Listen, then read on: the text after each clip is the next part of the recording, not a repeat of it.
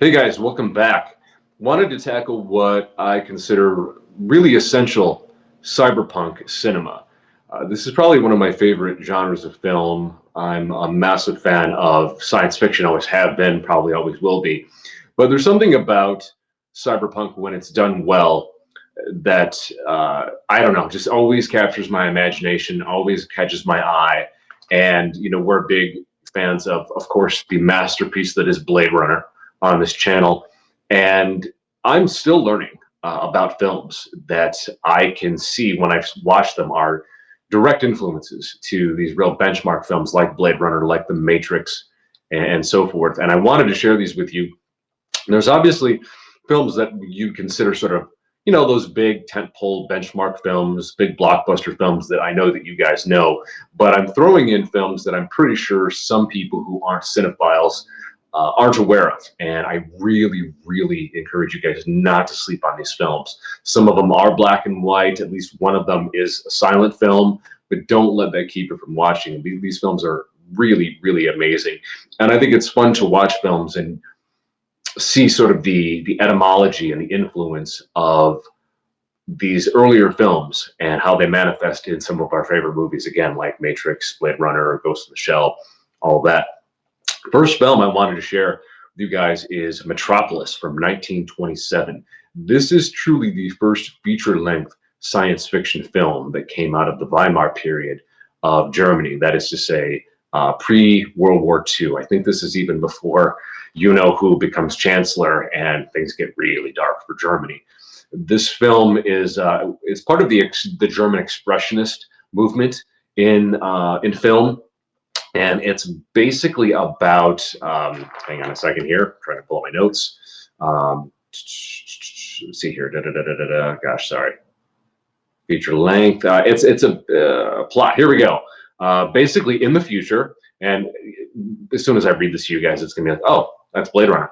In the future, wealthy industrialists and business magnates and their top employees reign over the city of Metropolis from colossal skyscrapers, while underground dwelling workers toil and operate large machines that power it. Joe Friederson is the city's master. His son, Freder, idles away at his time in sports and pleasure, but is interrupted by the arrival of a young woman named Maria, who has brought a group of workers' children to witness the lifestyle of their rich brothers. Essentially, this film is kind of a commentary on the occasional or often a disconnect from corporate leadership and employees. It does address matters of cybernetics, robotics, androids, but it does what great cyberpunk cinema does really well and weaves in the human element, the need for hope, love, not just survival, but thriving as a human being. And it really nails it. It has one of the most beautiful designs of any robot that I've ever seen. And most people have seen the design or at least images of sort of the main robot, which is a female from Metropolis, from movie posters and so forth. But there's a fair share of us out there that have not actually sat down and watched this film. A new, longer edit of Metropolis became available a few years ago, and I believe is available on Criterion Channel, but is also available free on YouTube itself. I'm not sure. I think this movie is in the public domain. Again, 1927, maybe, maybe not. But this is just a beautiful film. It is silent, so be prepared to read a bit. Not a ton of subtitles if you're the type of person who's averse to that type of thing. But, get out, live a little, challenge yourself.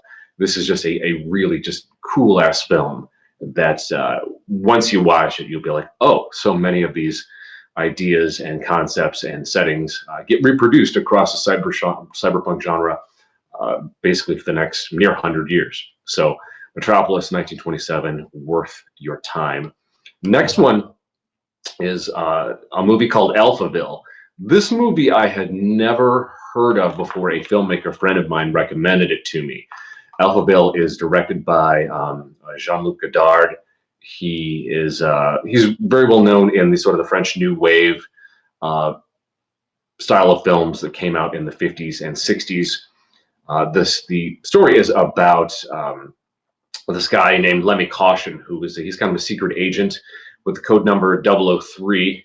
I'm not sure if that was a nod or influenced by the Ian Fleming James Bond novels. And he is from a place called the Outlands, which kind of sounds like the outer limits or off-planet concepts in Blade Runner. And he enters the city of Alphaville, which and poses basically as a journalist, and he's sort of investigating what's sort of going on in Alphaville. He is eventually brought to deal with a supercomputer called the Alpha 60. I won't say a whole lot about that. I don't want to ruin too much on that. Along the way, this sort of noirish detective, sort of Bogart character that you can very much see influenced the character of Deckard in Blade Runner.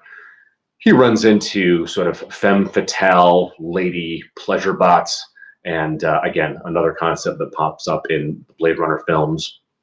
And it's a lot of intrigue. It's a lot of noir. It's very sort of crime novel-ish, but set in the quote-unquote future, which kind of looks like France in the 50s. The voice of the Alpha 60 supercomputer sounds really sort of jarring. It doesn't sound smooth like HAL 9000 or any of these other sort of supercomputers we've seen in cinema. And it was a little bit of an adjustment when I first saw this movie. But it's such a beautiful noir film that is very much high concept science fiction. At times, it seems to be shot almost sort of docu-style, and in other ways, just shot like a more traditional film.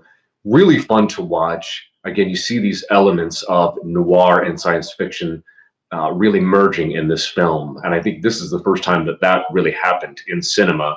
And clearly, that is something that develops, and we end up seeing, and we get great films like Blade Runner. So yeah, 1956, Alphaville, directed by Jean-Luc Godard. Make time to see this film. It's a lot of fun. Next up, we have a film that I have heard about for years and only got a chance to watch it all the way through when I got my Criterion Channel membership, which all of you should do. It's an embarrassment of riches on that streamer. It's so good. But THX 1138 from 1971, co-written and directed by a guy you may have heard of named George Lucas, and produced by another guy you may have heard of, Francis Ford Coppola.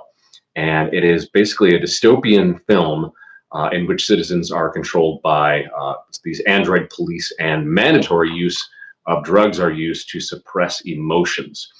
It's kind of an interesting take on dystopia in that we don't really see drugs used as sort of this concept of sort of being entertained to death or entertained into submission. We don't see a ton of that in a lot of dystopian film, and we do in THX 1138. It's a lot of fun. The lead is actually Robert Duvall, and you also have Donald Pleasance, which we all know from the Halloween franchise.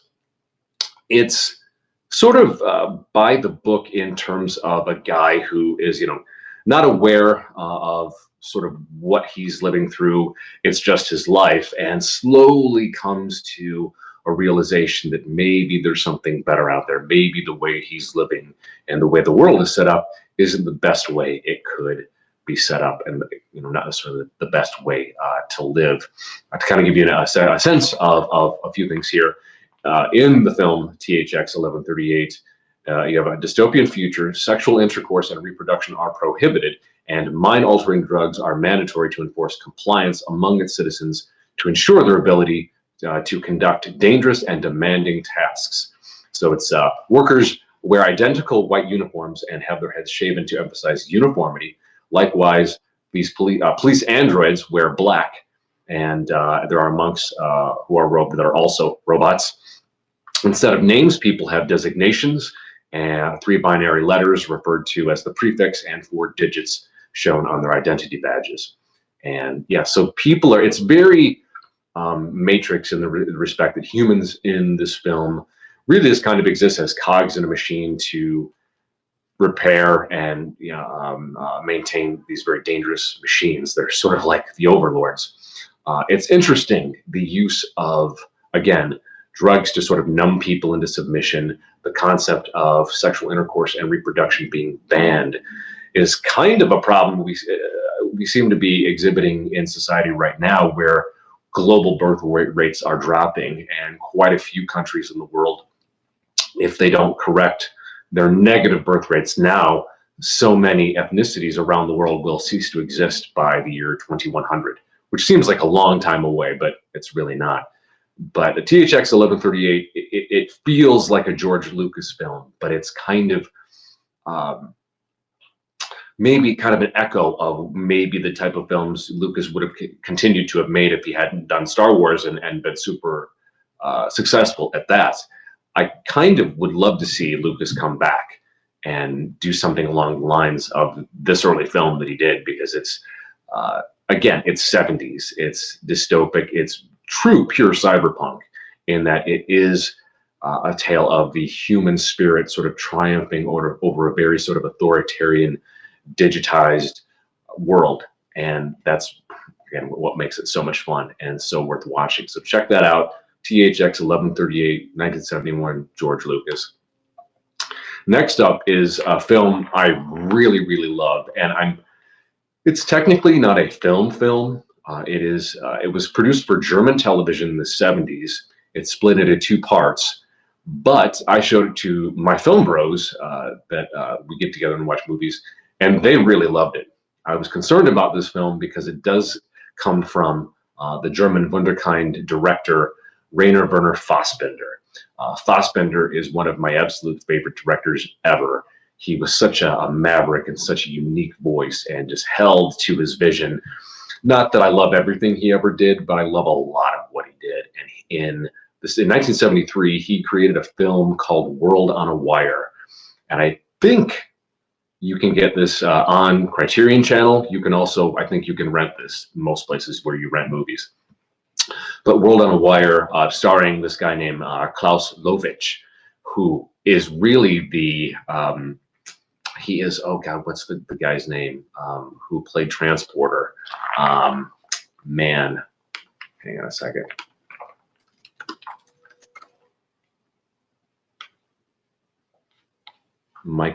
Jason Statham. He's very, Klaus Lovitch is very much the Jason Statham of his time. And he basically plays, I'm trying to think if he was a cop in this film. I can't quite remember. I've got my notes here. But you have this guy played by Klaus Lovitch, who is basically starting to investigate an institute for cybernetics and for futurology and supercomputing and all of that. And he kind of finds a thread and pulls on that thread, and things begin to unravel. And he sort of descends into an ever widening web of intrigue and plotting and schemes that kind of lead him to start questioning the nature of reality itself. This movie isn't really much longer than what we would expect from really great science fiction epics today, along the lines of anything Chris Nolan's given us. It's about 3 hours, maybe give or take a few minutes. It's so much fun. It's, again, done in the 70s. You know, we're big fans of 70s cinema here. So it has that sort of gritty feel, obviously shot on film, because it was technically shot for television in Germany. It grounds it in a way that I think had it maybe been done for film, maybe it wouldn't have. But if you like, again, sort of intrigue, it's got a lot of thrills. It's kind of an adventure story. It also has sort of that existential questioning going on that Lovitch's character, he'll meet, some of these femme fatales. These women are beautiful and they say all the right things. It's almost as if they were, I don't know, programmed to be that way, dealing with sort of these double-dealing corporate types. And on the one hand, these are people and companies that are giving us incredible tools to build our lives, but also maybe tools that, if we don't use them in the right way, might make for our undoing. World on a Wire is a film that, again, most people don't know about. but really should. It influenced people like Paul Verhoeven. In fact, the opening credits for World on a Wire is reproduced for Verhoeven's Total Recall from 1990. A friend of mine did a comparison on his YouTube channel. It's really fun to see where some of your favorite directors get their inspiration. But World on a Wire it's the Matrix before the Matrix. It's Ghost in the Shell before Ghost in the Shell. It is Blade Runner before Blade Runner. All the concepts that are addressed in those movies seem to have first been addressed in films like World on a Wire. It is, again, it's in color. It's 70s. It's got a very sort of shiny, it's weird. It's an interesting mix of sort of 70s drab, brown, olive, but also that sort of German, shiny, metallic, technological look. And it really works. It's one of my favorite films ever. It's one of my favorite films in science fiction, not just cyberpunk. The fellas really loved it. I was really worried, but they were completely drawn in. Every time I watch it, I see something new. The depths of this movie, again, a testament to Fassbender's incredible brilliance. This guy knocked it out of the park in almost every single genre he ever worked in. And yeah, this is probably, if there's a place to start with Fassbender, it's World on a Wire. So do yourself a favor and check it out. Next one, not that I have a whole lot more to say about this. We did an entire episode, but Ridley Scott's Blade Runner from 1982. Not only is this movie sort of the benchmark for the standard bearer for cyberpunk cinema, it's just a perfect film. Independent of it being cyberpunk, independent of it being sci-fi, it's kind of a perfect noir. It's a perfect LA noir. It's kind of a perfect detective movie. It's perfect science fiction. It's, in a way, sort of that existentialist slice of life, also perfect. Not a whole lot more I can say for this film that hasn't already been said all over the internet and by so many film critics. Blade Runner, all the versions of it I really enjoy. Final Cut, I think, is the best way to go because it was Ridley Scott's intended cut before the studios made other plans for him. But I still even enjoy the theatrical version that does have the narration in it, because that's what most of us saw when we were kids growing up. So yeah, Blade Runner, you know it, you love it, all that. Next is one that doesn't always show up on a lot of cyberpunk lists, and that's RoboCop from 1987, Paul Verhoeven's absolute masterpiece. What's great about this movie is it really takes sort of the excess of the 80s and just blows it up, just hyper magnifies it like 100-fold. At the same time, there is a soul to this movie in that you're dealing with a man by the name of Murphy, who is a cop in old Detroit. You have sort of a dystopian future where the corporation OCP, Omni Consumer Products, is going to rebuild Detroit and build new Detroit. And a lot of people are sort of getting caught in the middle of this unholy alliance between government and corporations. When the worst thing happens to Officer Murphy, he's basically, and I'm not ruining anything in the movie, he is murdered brutally. It's got to be one of the most brutal scenes I've ever seen in film. What happens to Peter Weller, who plays Officer Murphy in this film, and he of course becomes the titular character of RoboCop and really just takes out the trash. At the same time, while you have all of this violence, you've got sort of this amplified, sexual content that exists in the world of RoboCop, not necessarily in the film. You also have that strain of humanity and of loss and sadness in Murphy remembering his old life. He had a wife, he had a child, and they've sort of either been moved out or have moved on because he was, pronounced dead, but he's remembering who he was while he is this new being of RoboCop, and Verhoeven just knocks it out of the park with this.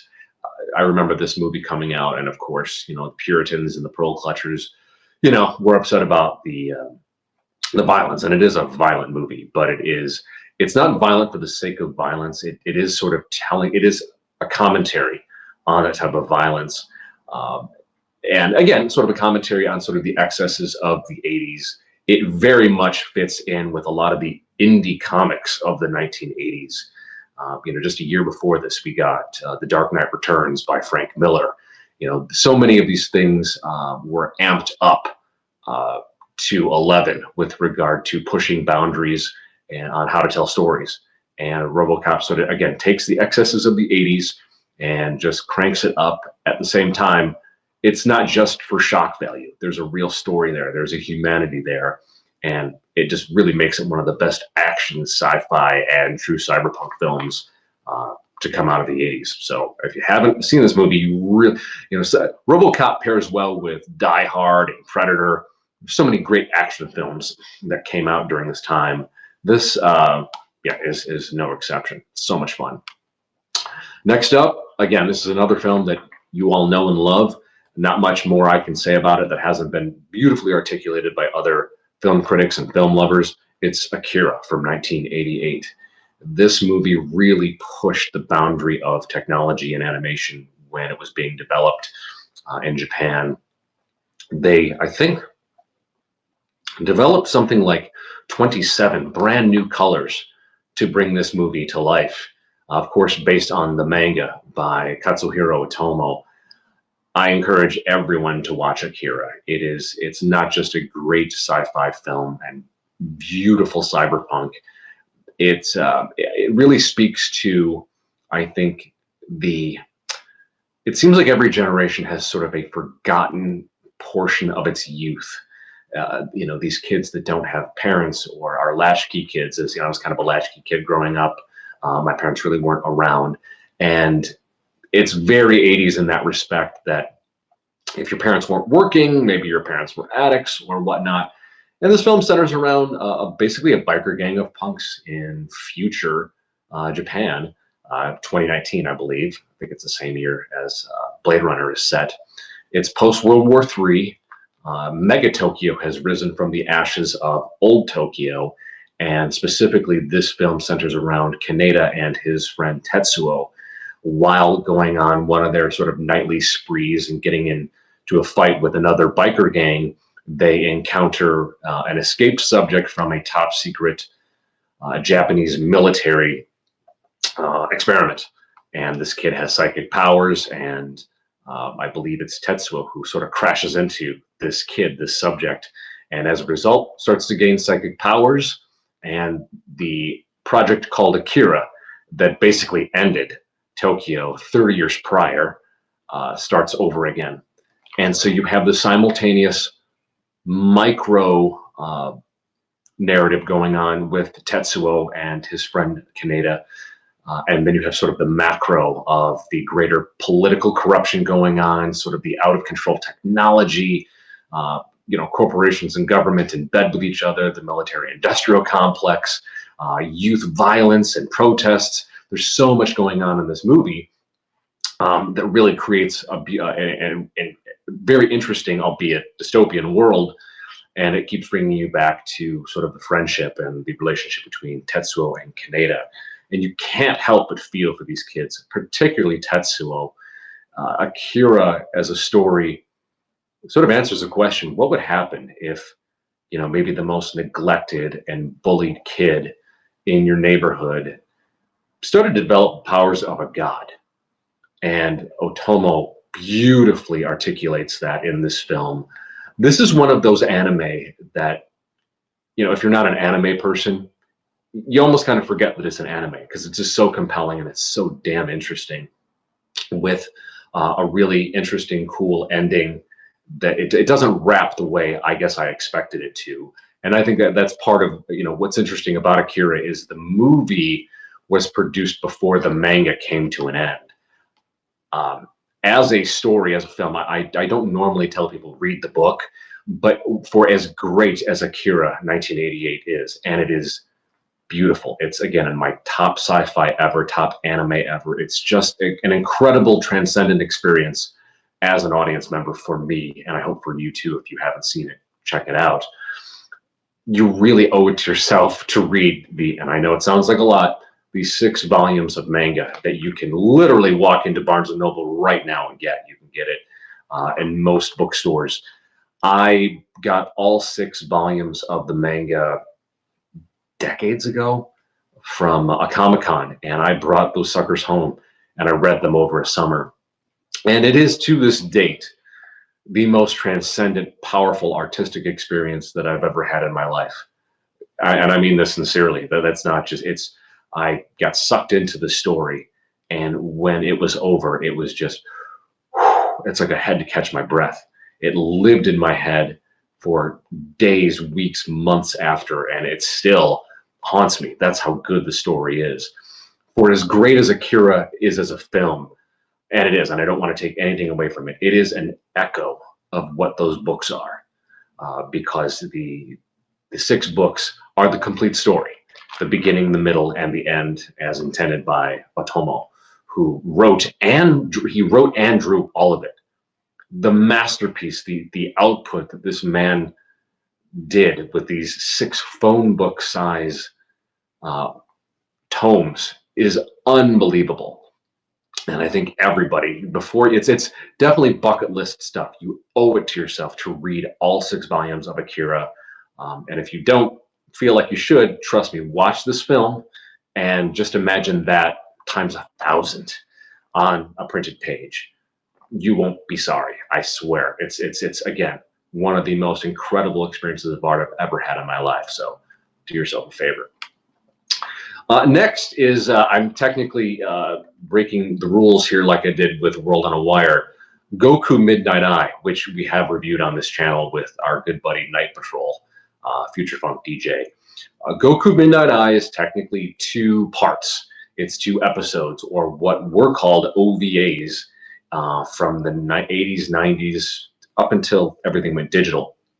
And Goku Midnight Eye, I think, is the perfect outgrowth continuation of Cyberpunk, articulated in anime.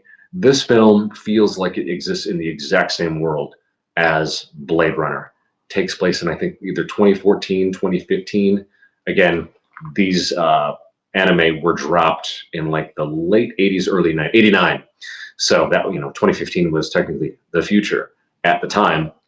And it follows, as you would imagine, a detective named Goku who acquires a cybernetic eye implant that allows him to connect to any and every computer system in the world. And he uses these newfound abilities basically to take down sort of powerful scumbags. This movie, again, because it was an OVA, original video animation at the tail end of Japan's sort of boom economy of the 80s, the anime is super lush, super detailed, super smooth. All hand drawn.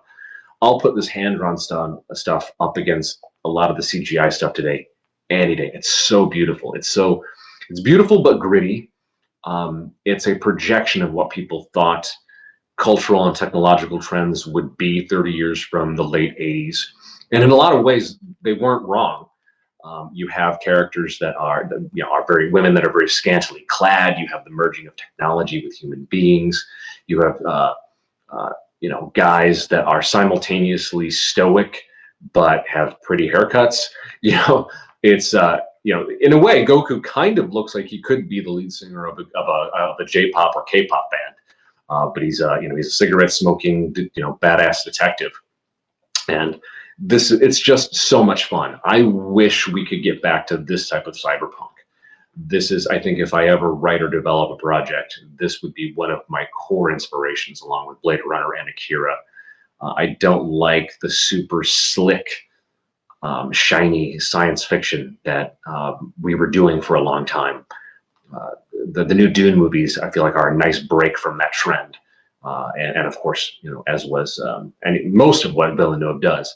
But Goku Midnight Eye is almost always streaming on Tubi for free.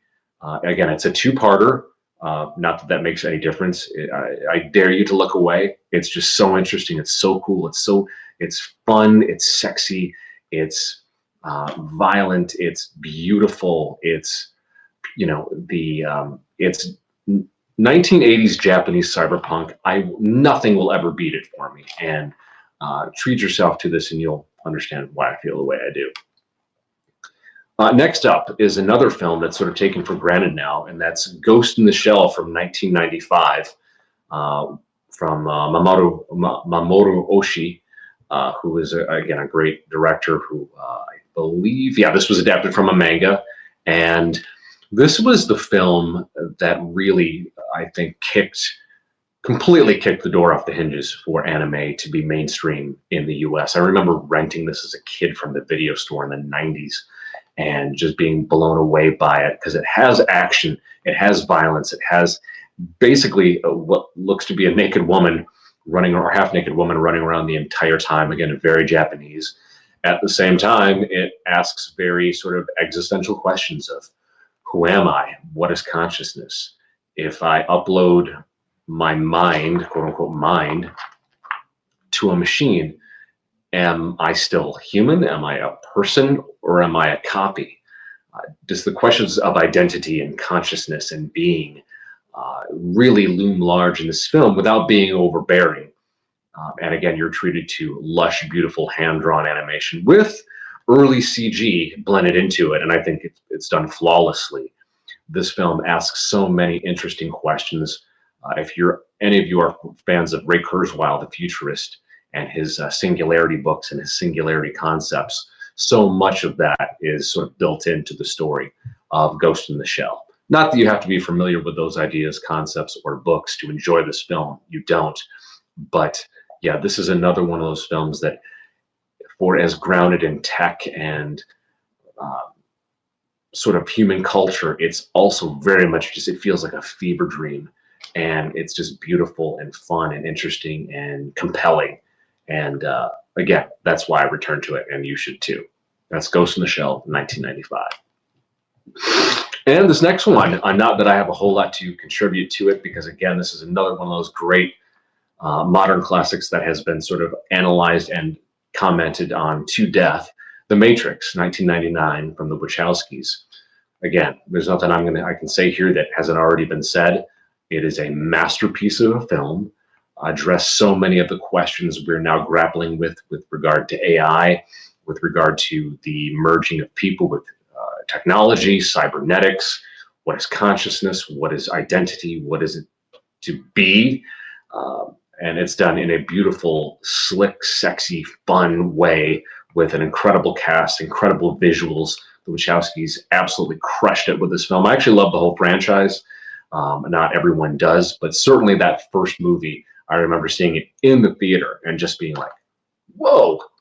You know, you can clearly see the influences from things like Blade Runner and American Cyberpunk, Philip K. Dick, but clearly influences from Japanese cyberpunk, Japanese anime, Japanese cinema, and the way the Wachowskis just sort of beautifully distill all of that into this new piece of cinema.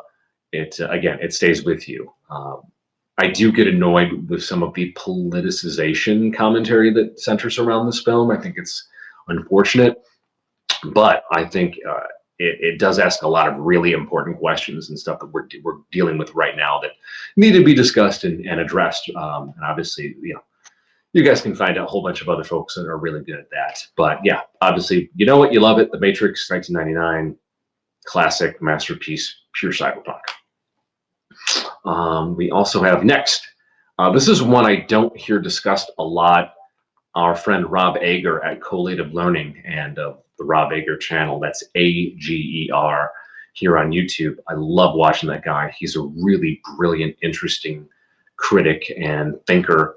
And he is one of the few people that keeps bringing up AI, artificial intelligence, from 2001, directed by Steven Spielberg, based on basically a project that was being developed and had been developed for years, maybe decades, by the great Stanley Kubrick. And I watched this film, and it certainly has a Spielberg feel about it, but it really, really feels and looks in many ways like a Kubrick film. I kind of consider this to be, Eyes Wide Shut was technically Kubrick's last film that he directly worked on, but you can really feel the soul and the fingerprints of Stanley Kubrick all over this film. And that's not to take away from what Steven Spielberg clearly directed this film, and it's very much his film too. It's again a film that sort of gets lost in the shuffle I don't think this film gets the love it deserves because it is dark. It's not really what we tend to go to Steven Spielberg for. So much of what I think we love Steven Spielberg for is a lot of his Amblin stuff. There's always kind of like a lighter, if not lighter, more optimistic bend or ending to a lot of the work that he does. Um, and that's not necessarily what this film is. But this film, again, asks very interesting questions.